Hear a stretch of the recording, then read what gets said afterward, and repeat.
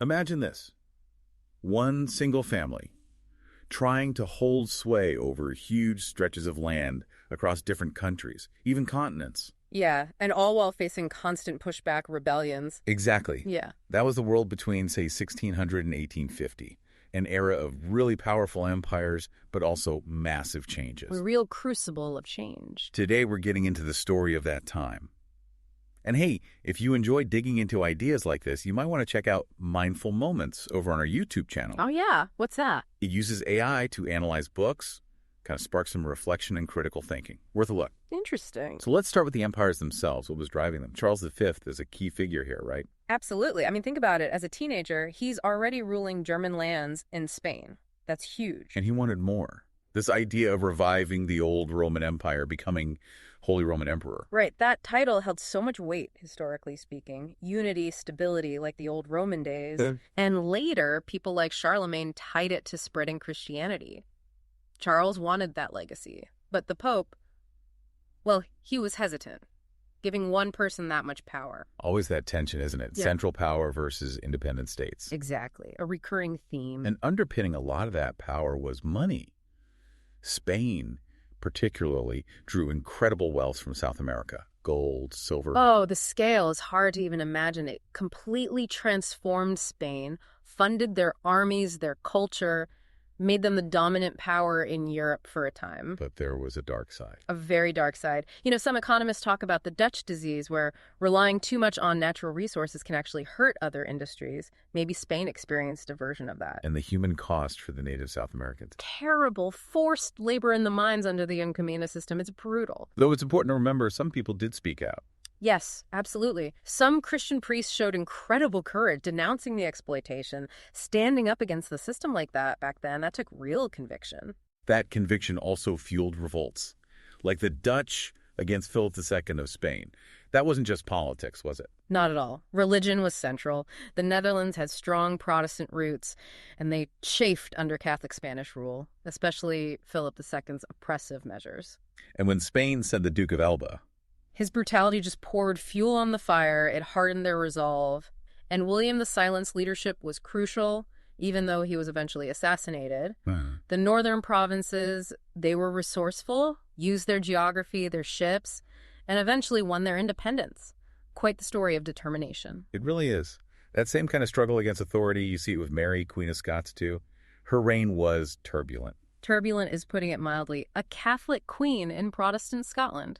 Inherently unstable. And John Knox wasn't exactly a fan. Not remotely. He fiercely opposed a female ruler, especially a Catholic one. Mary tried for tolerance initially, but the divisions were just too deep. Leading to her being forced out. Forced to abdicate, yeah. She fled to England, hoping for help from her cousin, Queen Elizabeth I. But ended up imprisoned instead. For almost 20 years. It's a tragic story. Really highlights the intense religious and political pressures of that time. Power was precarious. Switching gears to England, when Mary's son, James VI of Scotland, also became James VI of England. That brought its own set of issues. His ideas about kingship were pretty strong. Oh, definitely. He was all about the divine right of kings, believed his power came directly from God, no questions asked. Which clashed with what his own tutor, George Buchanan, had taught him. Completely. Buchanan argued a king's power came from the people and the king had duties to them. So James arrives in England with this divine right mindset. And finds a country with Catholics, Anglicans, Puritans, all hoping for different things from him. And pretty much all of them ended up disappointed, one way or another. He couldn't satisfy everyone, and his views often clashed with Parliament, too. That disappointment, especially among some Catholics, led to something pretty dramatic. The Gunpowder Plot. Right. Robert Catesby, Guy Fawkes. This whole conspiracy to blow up Parliament, kill the king, kill the Protestant leaders. A huge gamble. A massive one.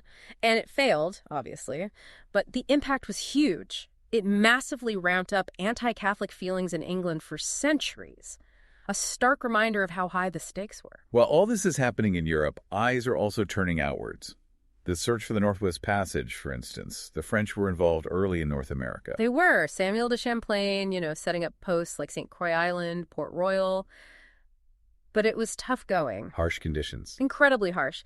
Establishing sustainable colonies was a real challenge, but those early efforts, they laid the groundwork for what became New France. And then there's Henry Hudson, Right. obsessed with finding that passage. Absolutely obsessed. His voyages pushed exploration further, even though he never found the route to Asia he dreamed of. His end was tragic, though. Very. Mutiny on his last voyage, set adrift, disappeared. But, the Hudson Bay is named for him. His ambition left a mark on the map. Meanwhile, halfway across the world in Japan, things were also changing dramatically. Unification was underway. Yeah, Hideyoshi's story is pretty amazing. Rising from, almost nothing to basically unifying Japan. And he had ambitions beyond Japan, too. He did. Tried to conquer Korea, though that didn't pan out. After he died, though, the real consolidation happened under Ieyasu Tokugawa. The start of the Tokugawa shogunate. Exactly. He was clever, made the regional lords, the daimyo, tear down all but one of their castles, centralized power, and dealt quite ruthlessly with Hideyoshi's remaining family to secure his own dynasty. That brought centuries of relative stability. Back in North America, more colonies are forming. The Pilgrims arriving at Plymouth is such a well-known story. It really is. Seeking religious freedom, that voyage on the Mayflower, it's iconic. But those first years were incredibly difficult. Brutal. Winter, disease, starvation, they faced it all. Their survival really depended on help from Native Americans like Massasoit and Squanto. Leading to the first Thanksgiving. Which highlights that complex, sometimes cooperative relationship between colonists and the indigenous people already there. The Dutch were also establishing colonies around the same time, New Netherland. Right, focused on trade. They set up New Amsterdam right there on Manhattan Island, bought it from the Lenape. It had a reputation for being a bit wild. Yeah, a bit chaotic in the early days. Peter Stuyvesant came in later and tried to impose some order. Didn't last forever, though. Because the English took over. Yep, renamed it New York. Another big shift in the colonial map. Let's shift east again to India. The English East India Company started as traders, but became much more. That's a key transition. The Mughal Empire, which had been dominant, started weakening after the reign of Aurangzeb. Religious tensions, internal conflicts. Creating an opening. Exactly. The English East India Company, initially just about business, started gaining more and more influence, politically and militarily. And the Black Hole of Calcutta incident was a turning point. A major one. It prompted the company to send in its own army. Then came the Battle of Plassey. Robert Clive's victory. A decisive victory over Siraj-ud-Dawla. That battle was a huge step towards British control over India. Shows how commercial interests could morph into full-blown empire. While Britain was expanding its influence in India, China, under the Manchu Emperor Qianlong, was this vast, powerful empire in its own right. Absolutely. Qianlong ruled over an enormous territory. China proper, Mongolia, Turkestan, Tibet. Just vast. And he was interested in culture, too. Very much so. Patron of the arts, interested in paintings, poetry. His court was a major cultural center. But, ruling an empire that huge, that diverse, constant challenge. These large empires often clashed, didn't they? Like France and England fighting over North America. Repeatedly. You had King William's War, Queen Anne's War, King George's War. Sound like they're named after monarchs. They often were, tied to bigger wars happening in Europe. But in North America itself, these earlier wars didn't always change the map that much. More like skirmishes, raids, building tension. Until the big one. The 7 Years' War. Right. Known as the French and Indian War in North America. This was global, and it was decisive for North America. George Washington was involved early on? He was, and the British faced some tough defeats early on, like Braddock's loss. But eventually, the tide turned. And Britain won, forcing France out of North America. Pretty much entirely. France lost Canada, lost its claims east of the Mississippi, a massive shift in power. But that victory created new problems for Britain, didn't it? Leading to trouble with their own colonies. Ironically, yes. Winning the war was expensive.